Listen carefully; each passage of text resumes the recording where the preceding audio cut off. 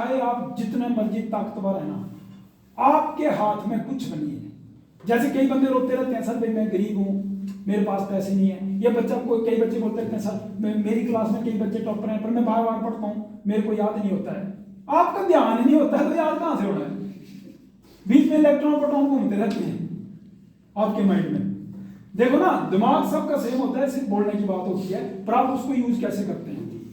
ठीक है, तो सबसे बड़ी बात बेटा, आप लोगों ने अच्छे उपलक्ष्य के मौके पे हम भी भगवान से प्रे करते हैं कि जितने भी बच्चे हैं आप सबको कामयाबी मिल जाए और आप अच्छे रास्ते पे चलें। और भगवान राम की 2-3 चीजें याद रखो, ज्यादा फॉलो नहीं होती हैं। ठीक है, अपने माँ बाप का रिगार्ड करो, गुरुजनों का रिगार्ड करो। और एक चीज भगवान राम की बेटा और बड़ी जबरदस्ती, कैरेक्टर बड़ा सॉलिड था इनका। इनको ज्यादा जो फेमस माना जाता है वो कैरेक्टर की वजह से माना जाता है। बाकी और भी भगवान है, और भगवान को कोई ये नहीं कि उनके ऊपर टास्क कर रहे हैं या उनको लाछन लगा रहे हैं, लेकिन उन्होंने अपने आप को शो ही वैसे किया कि लोग उनको उस दृष्टि से नहीं देखते हैं। अब चाहे हमारे कृष्ण भगवान जी हैं, ठीक है, लोगों का भगवान राम और भगवान कृष्ण में भी बड़ा डिफरेंशिएट है। भगवान राम का एक भी पॉइंट आप ये नहीं बता सकते कि उनका कैरेक्टर सॉलिड नहीं था। लास्ट में देखो, लोगों ने जब सीता को बोल दिया या भगवान राम को बोल दिया कि जी सीता तो रावण के पास रही, वो तो पता नहीं, वो तो ऐसे ही बेकार है। ठीक है, तो देखो उसने भी अपने आप को साबित करने के लिए जो है वो आग में छलांग लगा दी थी, है ना, शायद भस्म हो गई थी, है ना, शायद आपको पता है, जिसने जानते हैं। हाँ सॉरी, कहीं भी है, मतलब धरती में समा गई थी वो, है ना। तो देखो उसने अपने आप को प्रूव किया। लेकिन देखो बेटा, कई पॉइंट पे देखो हम तो बोल देते हैं कि गॉड, लेकिन गॉड जो है ना बेटा, लोगों की नजरों में लगा कि यार भाई राम बेवकूफ है, उसने लोगों को सुना नहीं बेटा, लोगों को सुना और उसने अपनी पत्नी को जो है वो बाहर निकाल दिया। तो बाहर तो उसके आश्रम में तो बच्चे हो गए थे लाभ और कुछ, है, जनता ने उसको यही नहीं किया, अलाउ नहीं किया, बोले नहीं यार ये तो बोले ऐसी है, वहां उधर रही, बोले रावण के पास रही। लेकिन बेटा भगवान ने ऐसा नहीं किया। लेकिन जो राजा होता है ना, उसको सोसाइटी की भी सुनना पड़ती है।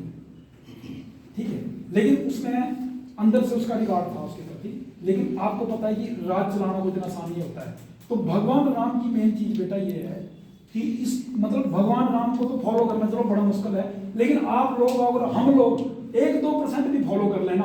पहली बात, जो ऊपर वाले ने लिखा है ना वो आपको भुगतना ही पड़ेगा। जैसे कई बंदे बोलते हैं यार मेरा लड़का बोले 40 साल तक ठीक था, 40 साल के बाद उसने एटीएम तोड़ लिया, चोरी बन गया। बोले 40 साल तक बंदा कोई ठीक था, अचानक उसके माइंड को क्या हुआ कि वो चोर बन गया।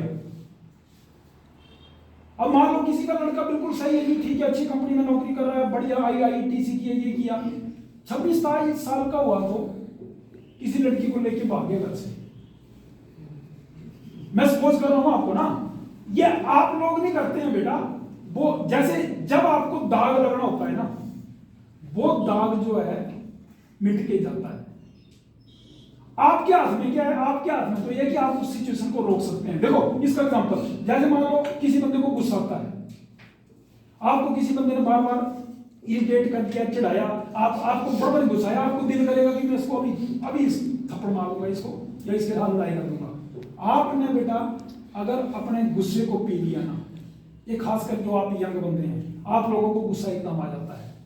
जिस टाइम आप अपने गुस्से को पीना सीख गए ना, तो थोड़े टाइम के बाद आप रियलाइज करेंगे कि जिसके ऊपर आपने गुस्सा करना था ना, वो खुद आपके चरणों में नतमस्तक हो जाएगा कि इस बंदे ने यार मेरे को गुस्से का जवाब नहीं दिया।